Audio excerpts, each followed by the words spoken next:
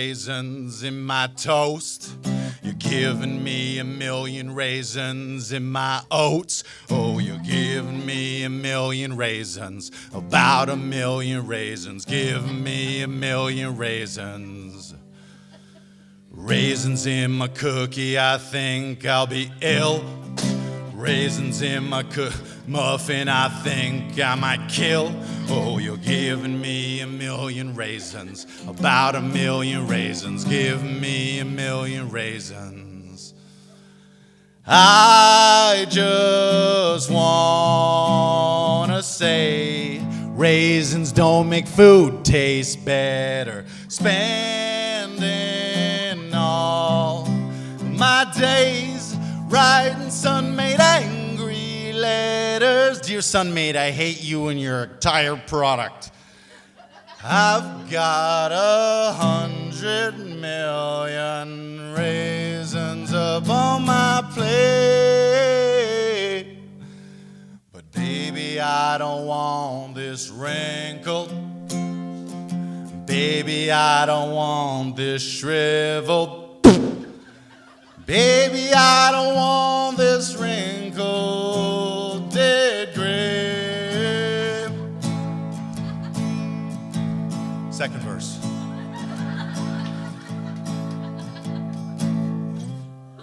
Raisins in my Cinnabon, wouldn't feed it to my dog. And what the hell's up with those ants on a log? I'm serious, folks. Make some noise if you ever gave your kids ants on a log. Ants on a log? Are you kidding me? As a snack, as a delightful treat, you gave them pieces of celery, which is awful to begin with. Celery just tastes like poison when you eat it. This has been poisoned. Is there antifreeze in this vegetable? And then you're like, oh, we're gonna spice it up with a little, there's two ways to do it. It's either peanut butter, which, or cheese whiz, which is spreadable carcinogen. How dare you? And then you're like, oh, the icing on the cake, the kids will love some raisins. No, I'm just gonna go on record tonight and say if you have ever fed your kids ants on a log, children's aid should take your kids away.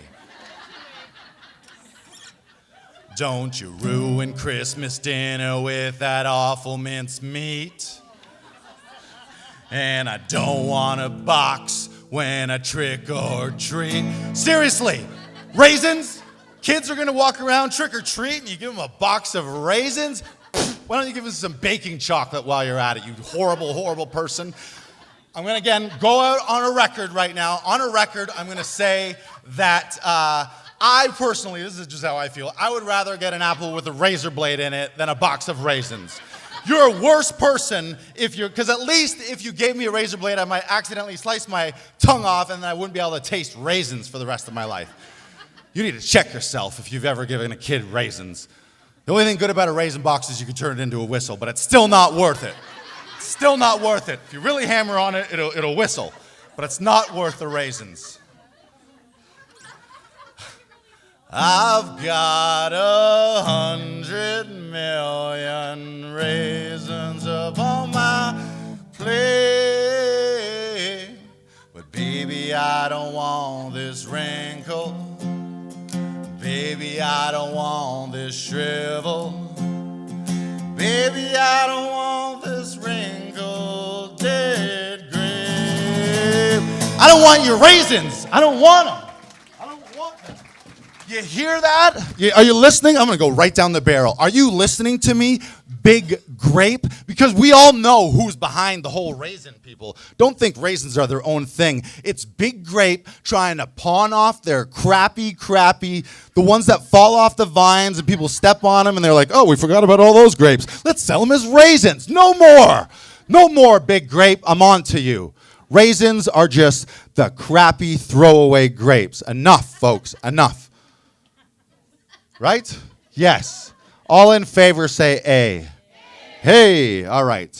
If you guys are wondering right now, Lars, you seem like an incredible performer. You're just like off the charts, really a triple threat, sing, dance, funny, good looks, right? Pretty good with the leg work, lunges, really, he does it all.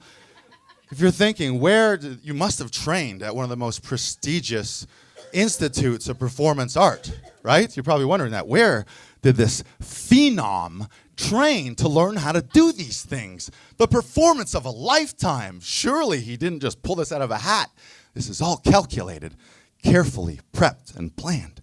Even the way his hand is right now. Rehearsed. So where did I study? Nailing it. Look at her. Okay. Yeah. Where did I study, folks? You probably can guess it. You guessed it. I studied at Julie's Yard. That's right, Julie's Yard. Julie lived down the street from me. I used to go to her house every Saturday, sometimes Sunday. We would do some things, and she taught me everything I know about how to move, if you know what I mean. Anyone else Julie's Yard trained? Just me? It must be a man thing, right? Must be a man thing. Now, there's one thing that I want to share with you here is the one and only impression that I do. And I've actually have been working on this for most of my life. Most of my adult life, I've been trying to master this and craft it. And this is actually the first time I'm ever going to unveil it. I've decided this is a hot crowd. Because you know what they say? Rob said to me, come performance of a lifetime tonight. Because once you make it at MoMondays Guelph, you can make it anywhere, kid. The old showbiz, that's the old showbiz adage. Once you make it at MoMondays in Guelph, you can make it anywhere, kid. So this is what I share with you. This is my impression, about to be unveiled. This is my impression of a chicken. Impression of a seal. That's right, ladies and gentlemen. I, Lars Classington, trained at Julie's Yard, will now unveil my impression of a chicken. Impression of a seal. I need absolute silence. This is very dangerous. Please. My impression of a chicken's impression of a seal.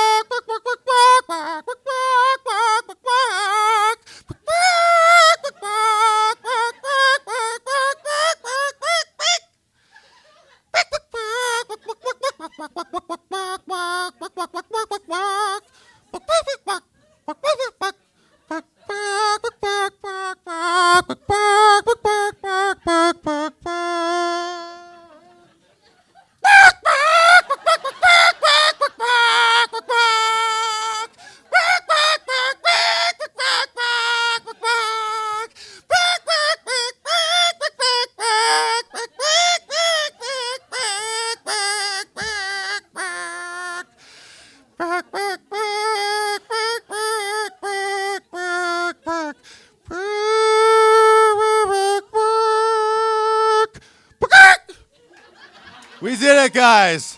That was my impression of a chicken's impression of a seal. I don't even know how I do it. I just transform. Thank you so much for letting me come and share these things. I'm a real person, and that was all real stories, and hopefully that really inspired you with the performance of a lifetime. Thank you so much, Robert. Cardigan Rob.